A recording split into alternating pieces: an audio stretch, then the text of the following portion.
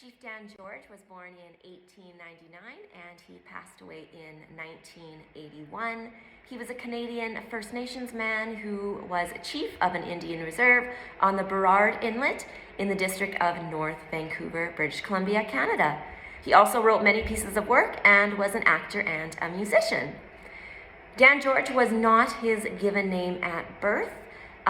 Chief Dan George was one of the many children that was put into residential schools at a very young age. So the residential school system changed his name when he went there at the age of 5 to Dan George. In his essay, I Am a Native of North America, Chief Dan George writes about the differences in cultures between the First Nations culture and the white European culture. Growing up, he experienced both cultures being part of the residential school system, and he feels that although despite our differences, we should all get along in harmony and peace, and we do need to treat everyone equal. He does, in some of his other writings, he does touch on his experiences as a First Nations man and the racism and discrimination he has faced. And through all that, he comes out on top and says, despite all of this, we do need to treat everyone equal. Despite the hardships that the First Nations people have faced over the years due to the poor and unjust treatment by the white European people, we do still need to come together and treat everyone as an equal. I Am a Native of North America by Chief Dan George. In the course of my lifetime, I have lived in two distinct cultures. I was born into a culture that lived in communal houses. My grandfather's house was 80 feet long.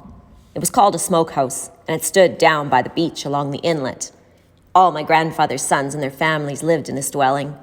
Their sleeping apartments were separated by blankets made of bulrush weeds, but one open fire in the middle served as cooking needs for all. In houses like these, throughout the tribe, people learned to live with one another, learned to respect the rights of one another, and children shared the thoughts of the adult world and found themselves surrounded by aunts and uncles and cousins who loved them and did not threaten them. My father was born in such a house and learned from infancy how to love people and how to be at home with them. And beyond this acceptance of one another, there was a deep respect for everything in nature that surrounded them. My father loved the earth and all its creatures. The earth was his second mother. The earth and everything it contained was a gift from CCM, and the way to thank this great spirit was to use his gifts with respect. I remember as a little boy fishing with him up Indian River, and I can still see him as the sun rose above the mountaintop in the early morning. I can see him standing by the water's edge with his arms raised above his head while he softly moaned, "Thank you, thank you." It left a deep impression on my young mind. And I shall never forget his disappointment when once he caught me gaffing for fish just for the fun of it. "My son," he said, "the Great Spirit gave you those fish to be your brothers, to feed you when you are hungry. You must respect them. You must not kill them just for the fun of it." This then was the culture I was born into, and for some years, the only one I really knew or tasted. This is why I find it hard to accept many of the things I see around me. But I see people living in smokehouses hundreds of times bigger than the one I knew. But the people in one apartment do not even know the people in the next and care less about them. It is also difficult for me to understand the deep hate that exists among people. It is hard to understand a culture that justifies the killing of millions in past wars, and at this very moment preparing bombs to kill even greater numbers. It is hard for me to understand a culture that spends more on wars and weapons to kill than it does on education and welfare to help and develop. It is hard for me to understand a culture that not only hates and fights his brothers, but even attacks nature and abuses her. I see my white brothers going about blotting out nature from his cities. I see him strip the hills bare, leaving ugly wounds on the face of mountains. I see him tearing things from the bosom of Mother Earth as though she were a monster who refused to share her treasures with him.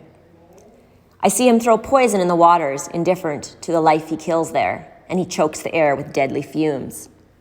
My white brother does many things well, for he is more clever than my people, but I wonder if he has ever really learned to love at all. Perhaps he only loves the things that are outside and beyond him.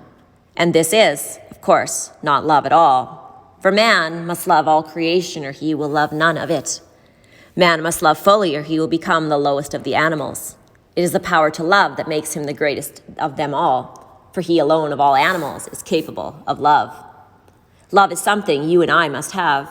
We must have it because our spirit feeds upon it. We must have it because without it, we become weak and faint. Without love, our esteem weakens. Without it, our courage fails. Without love, we can no longer look out confidently at the world. Instead, we turn inwardly and begin to feed upon our own personalities, and little by little, we destroy ourselves. You and I need the strength and joy that comes from knowing that we are loved. With it, we are creative. With it, we march tirelessly. With it, and with it alone, we are able to sacrifice for others. There have been times when we all wanted so desperately to feel a reassuring hand upon us. There have been lonely times when we so wanted a strong arm around us. I cannot tell you how deeply I miss my wife's presence when I returned from a trip. Her love was my greatest joy, my strength, my greatest blessing. I am afraid my culture has little to offer yours, but my culture did prize friendship and companionship. It did not look on privacy as a thing to be clung to, for privacy builds walls, and walls promote destruct. My culture lived in a big family community, and from infancy, people learn to live with each other.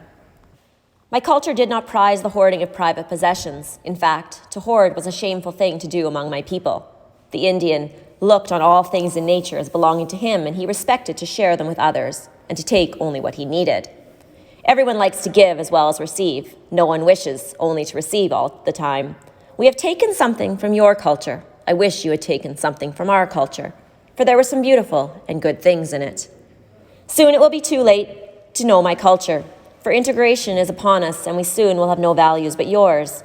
Already many of our young people have forgotten the old ways, and many have been shamed of their Indian ways by scorn and ridicule. My culture is like a wounded deer that has crawled away into the forest to bleed and die alone. The only thing that can truly help us is genuine love.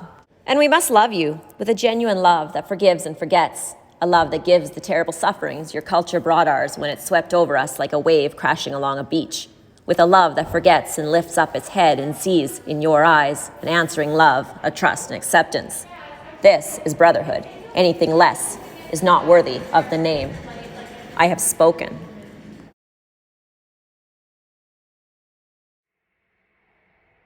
Next are the questions for Chief Dan George's essay.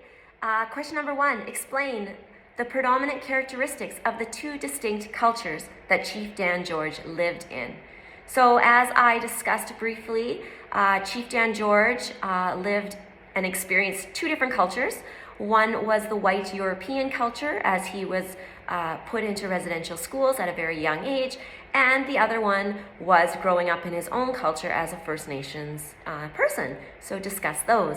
The next one, what are Chief Dan George's attitudes towards the two cultures? Explain. So how does he feel about the two cultures? I did touch a little bit about this in the introduction when I explained and gave you a bit of background information about the author. The next one, what does Chief Dan George find difficult to understand about the culture of his white brother? Explain. So white brother, he means the white European people. And the last question, in your own words, explain George's ideas about love. George wonders if his white brother has ever really learned to love at all. How would you respond to this comment? Explain. So the white brother, again, is essentially, he's referring to the white European man. So the treatment of First Nations people, we know through the residential school system, has had many intergenerational effects, very substantial effects on individuals. And it's very obvious why. Like, the treatment of them was very unjust. They did not deserve what they went through. Even to this day, First Nations people are often treated different, which is absolutely unfair. So I want you to comment on that. And if you have any questions, just let me know.